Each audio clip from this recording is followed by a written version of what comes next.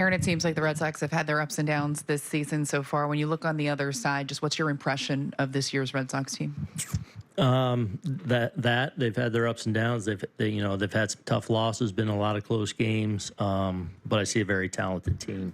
A lot of really good young players, a lot of team speed, and we're going to see some good pitching this weekend. Starting with Buehler tonight. So, I feel like it's a talented group that's still searching to find its footing a little bit. They've had a couple of key injuries, but a talented group and a dangerous team. You mentioned Buehler. What are some of the challenges in facing him?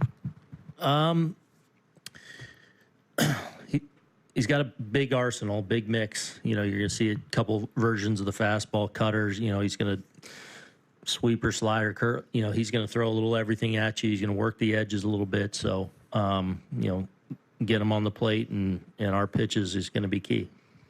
With Will Warren, he'd like to get last one back. What would you like to see, or what do you need to see from him early to know that he's kind of turned the page? I think he turned the page regardless of what happens. Like he's confident kid and in a good spot is in the middle of, what I think is a very good year and a year of growth for him. He's had his bumps in the road along the way. A lot of those early, and since then has been very good until his last one. But I expect him to go out and get after it, and certainly has the stuff to be successful. John. Talked a couple of days ago about the messages that teammates can help Will with as he navigates this part of his career. And obviously he mentions a lot about the stuff he's gotten from Garrett. How important is the stuff that he can get from a Clark Schmidt, especially a guy who's very recently been in the same spot he was and going through the same things he is now? Yeah, I think that's an important part of being teammates and a culture you're creating. You want to, there's all kinds of information. We have coaches and staff, but some of the best learning moments happen from player to player.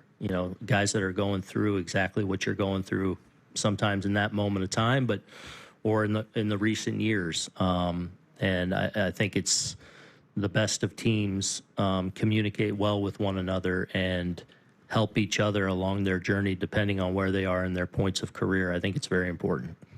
Pete, right here in the middle. Aaron, you mentioned in spring training you thought Carlos Narvaez could be a good player for the Red Sox. Has he maybe even exceeded your expectations a bit? I mean, maybe to a degree this quick. He's hitting fourth. I don't know that I saw that. But I know how much I love the player and the person. So I'm not surprised he's having success. I mean, this is, I'm sure as you've gotten to know, this is obviously a really talented catcher and a really smart guy with an amazing head on his shoulders, amazing person. So not surprised by his success. Maybe the level, offensively that he's been this good this early. Maybe that's caught me off a little bit, but I'm no doubt in my mind he was a big league player. Pete, did you have a hand? Yeah. On Luke, any update whether he had a PRP and what the short term he'll be doing? He did have the PRP. He's doing quite well. He was out already throwing yesterday. He'll be doing his throwing program today, moving around. So, like the early stages of kind of where he's at, and kind of I think expressing to me how he feels is he's pretty encouraged and optimistic considering,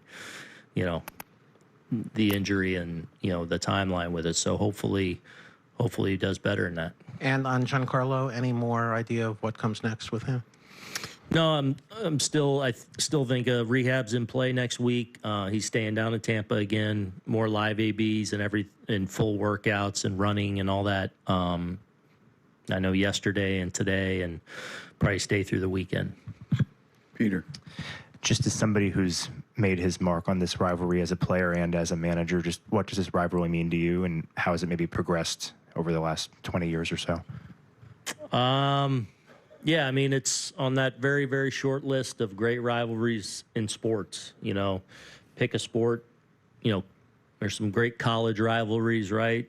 Some great NFL and NBA, and you know, this is up there with all those. You know, and there's different times over the course of the years when it's bubbling over and it's hot and it's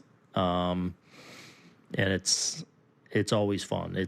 You usually get done with the series. It's heavy, you know, it's whether it's here or Fenway. It's a lot of fun going up against, you know, another great franchise and team like that. So I always enjoy it, but you also exhale at the end of the weekend when you're finished with it and get to move on.